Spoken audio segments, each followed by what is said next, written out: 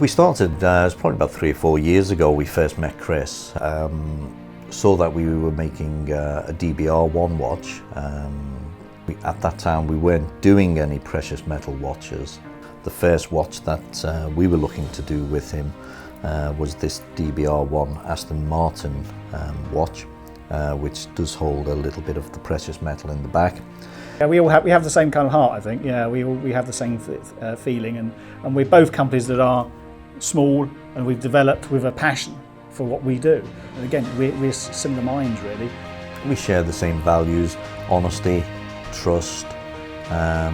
Historic provenance is high on both our agendas. Because it's lovely to actually make watches. I know I don't make them, but the nice thing about working with Christopher Ward, being a relatively small company and hands-on company, I can actually get involved to some degree with the design, which is great. At the outset, he's researching the sort of the history behind where the piece of metal may have come from. The GT40 watch, for example, we had an original spinner off the racing car's wheel, and we managed to melt that down and then recast it into a design that we could insert into the back plate that replicated the wheel spokes and also the spinner itself. With our Spitfire watch, the piece of metal came from a Spitfire that had in its cockpit a Smith's 2A clock, so the clock actually dictated the direction that we went down in designing this particular watch. The DBR1 that we had was from an Aston Martin that won the 1959 Le Mans, so therefore we've taken up the colours of the livery of that car in that race. For me, part of this is the challenge of finding the metal. And again, if there's loads and loads and loads of this around and it was easily attainable, then there wouldn't be a challenge. You know, for me, part of it is the challenge of phoning people, knocking on doors, trying to persuade them to let me have this metal that's come off these cars and aeroplanes. There's quite a bit of detective work involved, and that is the challenge of it. If you look at these watches here, each one of them has a great story.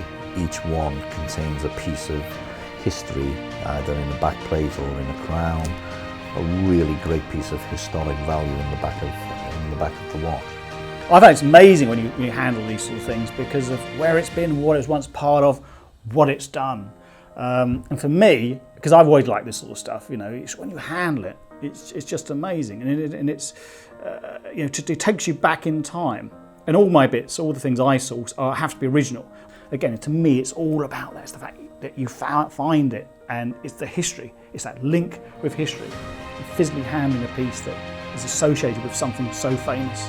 All the watches that we've done to date, and all the watches that we'll do in the future, each of them will have something special about that watch.